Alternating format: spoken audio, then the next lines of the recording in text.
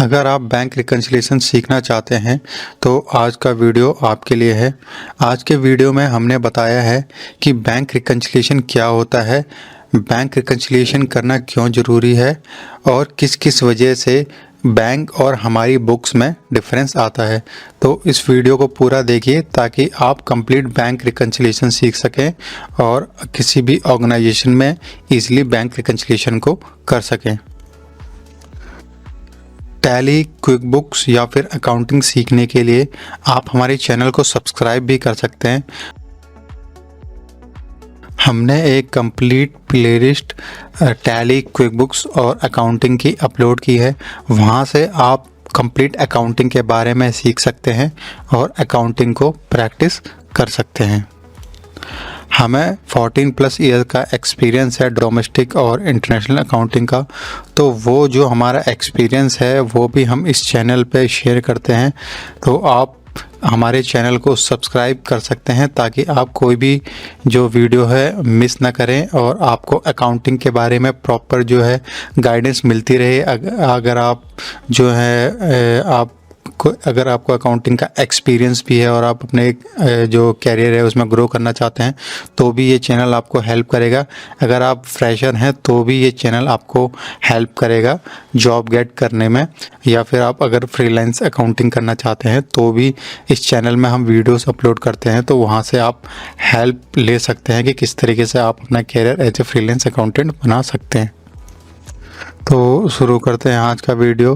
तो bank reconciliation में जो सबसे पहली जो चीज़ होती है वो होती है कि बैंक रिकन्सिलिएशन क्या होता है।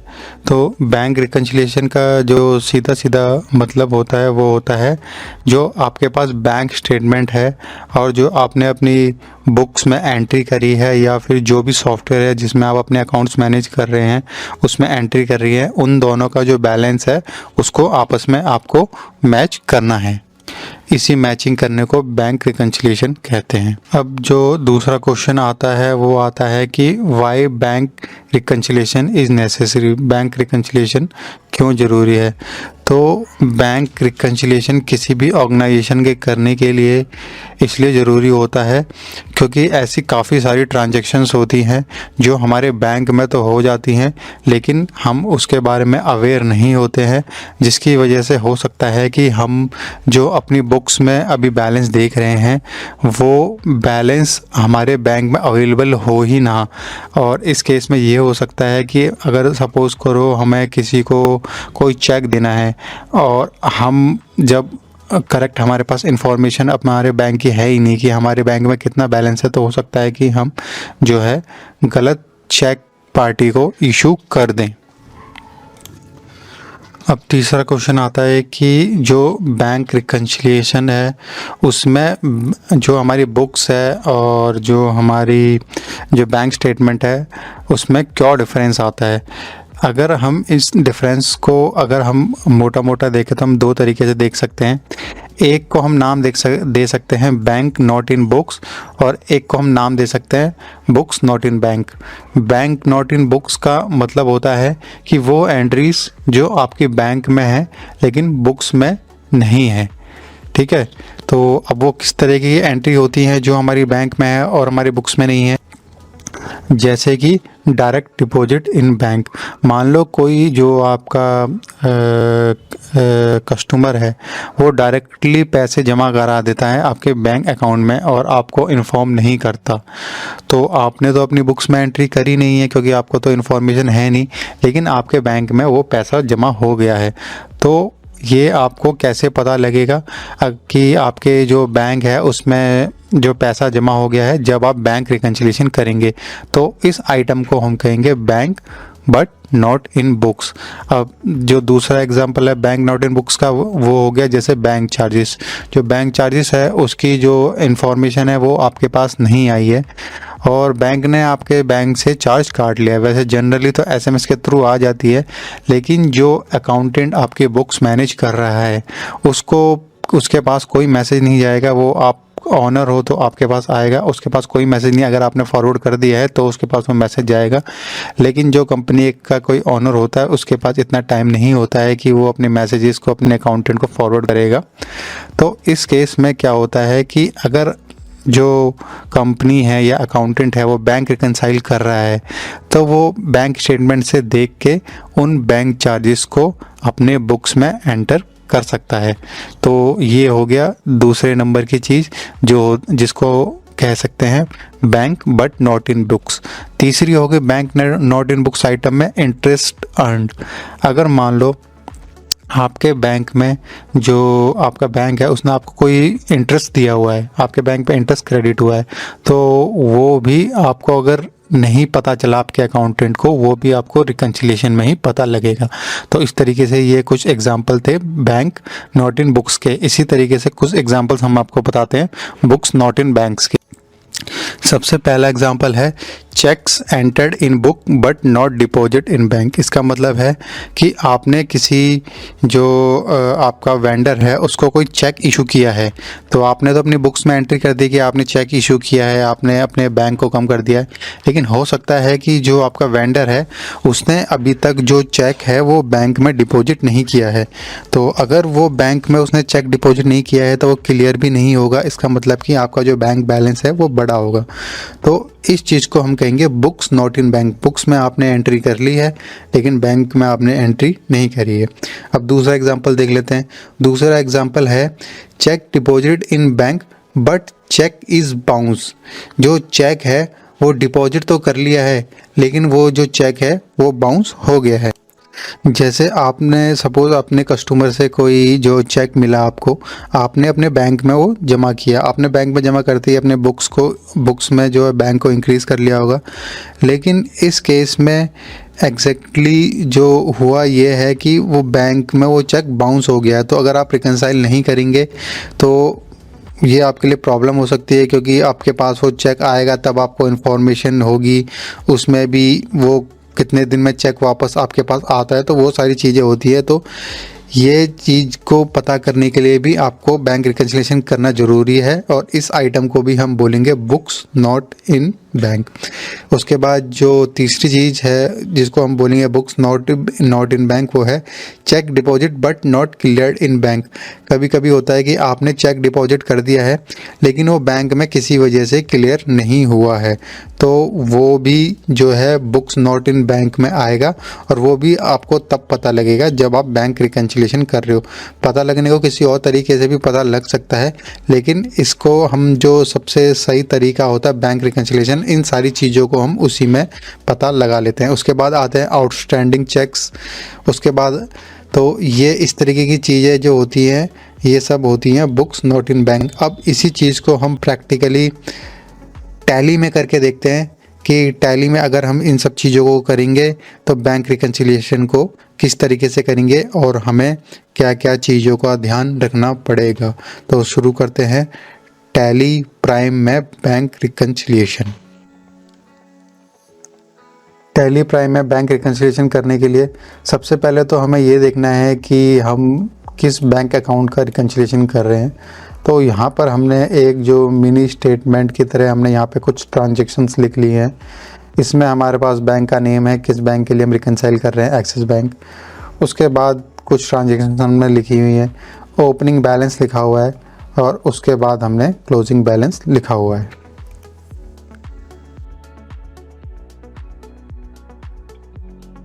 तो सबसे पहले हमें जो ये देखना है किस बैंक के लिए हम रिकंसाइल कर रहे हैं। बैंक स्टेटमेंट में नाम लिखा हुआ है एक्सिस बैंक, तो हम एक्सिस बैंक को ही ओपन करेंगे। इस चीज़ का ध्यान रखेंगे जो बैंक के लिए हम रिकंसाइल कर रहे हैं वही टैली में हम बैंक खोले, किसी और बैंक अकाउंट को रिकंसाइल ना करने लग जाएं। तो यहाँ पे हम बैंकिंग में जाएंगे, बैंक रिकंसिलिएशन में जाएंगे और यहाँ पे एक्सिस बैंक जो एक ही यहाँ पर बैंक है उसको हम सेलेक्ट कर लेंगे। तो यहाँ पे हमारी बैंक रिकंसिलिएशन की विंडो खुल गई है। बैंक रिकंसिलिएशन की विंडो खुलने के बाद जो सबसे इम्पोर्टेंट चीज़ जो ध्यान देने वाली बात होती है सबसे पहले स्टार्ट करते वक्त, वो होती है, वो देखना होता है कि हमारा जो ओपनिंग बैलेंस है वो मैच करना चाहिए बैंक की स्टेटमेंट से। अदरवाइज़ जो बैंक रिकन्सिलिएशन है उसको करने का कोई मतलब नहीं है, क्योंकि हमारा जो ओपनिंग बैलेंस अगर मैच नहीं करेगा तो जो क्लोजिंग बैलेंस है वो भी कभी मैच नहीं करेगा रिकन्साइल करने के बाद। तो यहाँ पे हमारा ओपनिंग बैलेंस 14,000 है, यहाँ पर भी हमारा जो ओपनिंग बैलेंस है 14,000 है, इसका मतलब मैच है। और उसके बाद हमें यहाँ पे जो पीरियड भी देख लेना है कि कौन से पीरियड के लिए हम रिकन्साइल कर रहे हैं। तो यहाँ पे हम इसको जो अप्रैल मंथ के लिए कर रहे हैं तो यहाँ पे हम इसको अप्रैल ये डाल सकते हैं। तो इस तरीके से जो है इसका जो पीरियड है वो चेंज कर लेना है। अब अप्रैल मंथ के लिए जब हम ये रिकन्सिलिएशन कर रहे हैं, अब उसके बाद हमने देख लिया कि हमारा जो ओपनिंग बैलेंस है वो मैच कर रहा है। अब उसके बाद हम जो है रिकन्साइल को स्टार्ट करेंगे, और रिकन्सिलिएशन को हम तब तक कंप्लीट नहीं मानेंगे जब तक कि हमारा जो क्लोजिंग बैलेंस है वो मैच नहीं कर जाता आपस में। ठीक है, यहाँ पर जो अभी हमारा ओपनिंग बैलेंस है ये जैसे जैसे हम एंट्रीज़ को एंटर करते जाएंगे, रिकन्साइल करते जाएंगे, तो हमारा जो बैंक में हमारा जो क्लोजिंग बैलेंस आ रहा है वो मैच हो जाना चाहिए। तो सबसे पहली जो ट्रांजैक्शन है वो है बैंक डिपॉजिट, और यहाँ पे 1000 है। तो हम देख लेते हैं हमारे पास कोई 1000 की बैंक डिपॉजिट है कि नहीं। तो डेबिट में बैंक डिपॉजिट है। अब जब हम ये एंट्री करते हैं तो हो सकता है कि एक एंट्री के जैसे 2-2 या 3-3 एंट्रियां हो, तो हमें ये जो इंस्ट्रूमेंट नंबर है, चेक नंबर, ये भी मिला लेना है कि ये मैच कर रहा है कि नहीं कर रहा है। और जो वेंडर है वो भी अगर हमारे पास बैंक स्टेटमेंट में अवेलेबल है तो उसको हम मैच कर लेंगे। तो यहाँ पे जो हमारा चेक नंबर है वो मैच कर रहा है 12120। तो इसका मतलब कि यही ट्रांजेक्शन है, तो इसको हम रिकन्साइल कर लेंगे। रिकन्साइल की जो डेट है वो इसमें हम डाल लेंगे। अब उसके बाद जो अगली चीज़ है वो डायरेक्ट ट्रांसफ़र है 5000 का। यहाँ पर हमारे पास कोई भी डायरेक्ट ट्रांसफ़र है नहीं। इसका मतलब कि किसी कस्टमर ने हमें जो है डायरेक्ट ट्रांसफ़र किया है। यहाँ पर ज़्यादा डिटेल अवेलेबल है नहीं। तो इस केस में हम जो है अपनी बुक्स देखेंगे कि हमारी बुक्स में किसी का कोई 5000 का जो है कोई ड्यू है कि नहीं, फिर हम उस वेंडर से कांटेक्ट करेंगे। अगर अदरवाइज़ नहीं तो हम इसको सस्पेंस में भी पोस्ट कर सकते हैं। तो यहाँ पे हम इस एंट्री को पोस्ट कर लेते हैं, ऑल्ट जे से इसको एंट्री कर लेते हैं, रिसीव कर लेते हैं जो डायरेक्ट आए हुए हैं। यहाँ पे हमारे पास जो एक्सिस बैंक है उसमें हम ये पैसों को रिसीव कर लेते हैं। तो यहाँ पे हम इसको हम मान लेते हैं कि ये पैसे हमें जो है सुरेश से आए हैं, और ये एंट्री 5000 की है। और यहाँ पे इसको ऑन अकाउंट रिसीव कर लेते हैं और ये इन्फॉर्मेशन को पूरा एंटर कर लेते हैं। और ये 5000 की जो एंट्री है यहाँ पे शो होने लगी है। अब हम इसको भी रिकन्साइल कर लेते हैं। अब इसके बाद receive from MM auto, MM auto से हमें 2000 रुपये रिसीव हुए हैं। तो MM ऑटो ये रहा, यहाँ पे हमें चेक नंबर नहीं लिखा हुआ है। तो लेकिन कोशिश हमें ये करनी है कि जितनी हमारे पास ज़्यादा इन्फॉर्मेशन है वो मैच हो, कहीं ऐसा ना हो कोई गलत एंट्री हम जो है रिकन्साइल कर ले। तो यहाँ पे हम इसमें रिकन्साइल रेट इसमें डाल लेंगे। उसके बाद जो अगली एंट्री है वो बैंक चार्जेस की है। जैसे कि मैंने आपको बताया था जो बैंक चार्जेस है वो होता है बैंक नॉट इन बुक्स, यानी कि बैंक में तो उसकी एंट्री है लेकिन बुक्स में उसकी एंट्री नहीं है, क्योंकि हमारे पास इन्फॉर्मेशन नहीं थी इसलिए एंट्री नहीं है। तो इसको भी हम बैंक चार्जेस को पोस्ट कर लेंगे। तो बैंक चार्जेस को हम जो है ऑल्ट जे करके पोस्ट कर लेते हैं। यहाँ पे पेमेंट की इसकी एंट्री होगी बैंक चार्जेस की। तो यहाँ पे हम इसको जो बैंक है हमारा वो ले लेते हैं। यहाँ पे बैंक चार्जेस का एक एक्सपेंस लेजर का क्रिएट कर लेते हैं। यहाँ पे इसको एक्सपेंस में डाल देते हैं, expense indirect not applicable bank charges. और ये बैंक चार्जेस की हमने 50 की हमने एंट्री कर दी है। तो ये एंट्री हो गई है। अब इस एंट्री को भी हम जो है बैंक चार्जेस की इसको रिकन्साइल कर लेते हैं।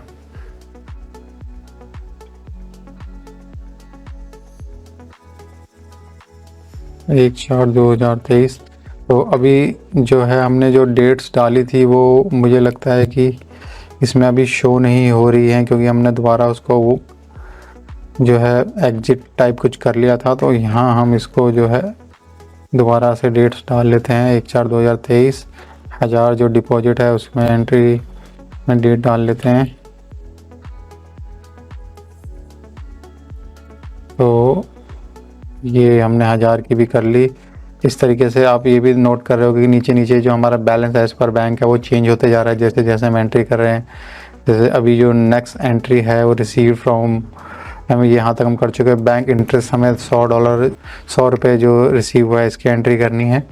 तो ये जो 100 इंक्रीज यहाँ पे अभी 15,000 है, तो ये बैलेंस एज पर 15,100 हो जाएगा जैसे ही हम जो रिसीव करेंगे बैंक इंटरेस्ट और इसको रिकंसाइल करेंगे। तो अभी इस एंट्री को हम जो है करते हैं। बाकी पहले इस रिकंसाइल को जो है हम थोड़ा सेव कर लेते हैं ताकि जो अभी जैसे हुआ था वैसे दोबारा ना हो। तो इसको अभी हम एक्सेप्ट करके यस कर लेते हैं और दोबारा वहाँ पे जो एंट्री रिकंसाइल हो गई हैं वो यहाँ पर शो नहीं होती है। तो इस तरीके से जो बैलेंस है 19,950 हो गया है रिकंसाइल करने के बाद। अभी हम जो एंट्री है उसको कर लेते हैं। अब क्रिएट वाउचर में जाना है। अब हमें जो एंट्री करनी है वो बैंक इंटरेस्ट की एंट्री करनी है। तो बैंक इंटरेस्ट हमें रिसीव हुआ है तो हमें F6 से रिसीव में चले जाएंगे।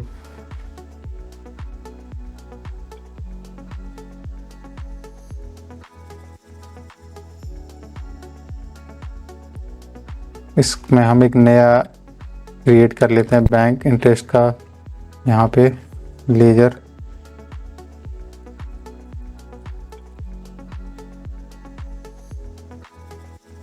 तो इनकम में डाल लेते हैं और इसको क्रिएट कर देते हैं। ये हमने क्रिएट कर दिया है। अमाउंट है 100 रुपीज़।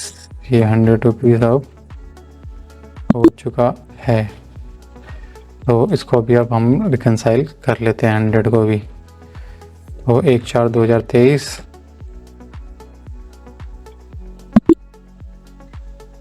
20,050 बैलेंस इंक्रीज हो गया है। अब उसके बाद अगली जो एंट्री है चेक डिपॉजिट 15,000 की है। तो यहाँ पे चेक डिपॉजिट की एंट्री हमारी जो है ये पेमेंट की है, ये डिपॉजिट है। इसका मतलब कि हुआ ये है कि हमारा जो चेक है ये बाउंस हुआ है। तो हमने किसी को पेमेंट करी है तो वो चीज़ हुई है यहाँ पे। तो हमें क्या करना है, इसको जो हमारे बैंक में इसको वापस की एंट्री भी करनी है। अभी हमने पेमेंट करा है रमेश को, तो हम ये वापस एक बैंक में पैसे आने की भी एंट्री करेंगे ताकि ये बैलेंस हो जाए। और हम इसको डिलीट भी करना चाहें डिलीट भी कर सकते हैं, लेकिन हमें कभी भी जो बुक्स है उसमें एंट्रीज को डिलीट नहीं करना चाहिए, क्योंकि इससे हमारी एक वो भी बनती है, ट्रैकिंग भी बनती है और बैंक में क्या हो रहा है एग्जैक्टली वैसे ही हम यहाँ पे कर रहे हैं।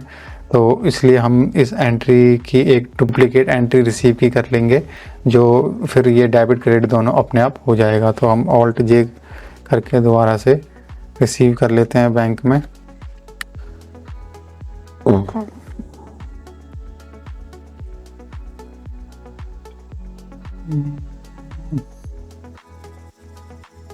कितना अमाउंट था, 15,000। तो हमने ये एंट्री कर ली है 15,000 की। तो यहाँ पे अब डेबिट और क्रेडिट दोनों हो गया है। तो दोनों को हम रिकंसाइल कर लेते हैं, इससे हमारे बैंक में कोई भी फ़र्क नहीं पड़ेगा। तो इस तरीके से हमने डेबिट और क्रेडिट दोनों एंट्रियाँ कर दी है। उसके बाद जो अगली एंट्री है ESI पेड की है, कि हमने जो ESI है वो पे किया है, तो उसको भी हम रिकंसाइल कर लेते हैं। रिकंसाइल डेट डाल लेते हैं।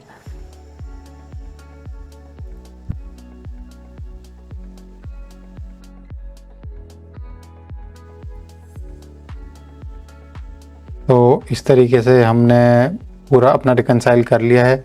ये 2000 की एंट्री अभी हमारी क्लियर नहीं हुई है, तो उसको अभी हम रहने देते हैं। अब तो अभी यहाँ पे इस तरीके से इसको यस कर लेते हैं। अब देखते हैं क्या आया है हमारे उसमें। तो यहाँ पर हमारा जो है बैलेंस एज पर बैंक है 7,950 है और वो मैच करना चाहिए हमारी स्टेटमेंट से। तो हमारी जो स्टेटमेंट है उसमें भी जो बैलेंस है 7,000, जो हमारी बैंक रिकन्सिलिएशन है उसमें जो बैलेंस है 7,950 है, और स्टेटमेंट में भी 7,950 बैलेंस है। इसका मतलब कि हमारा जो बैंक रिकन्सिलिएशन है वो कंप्लीट हो गया है।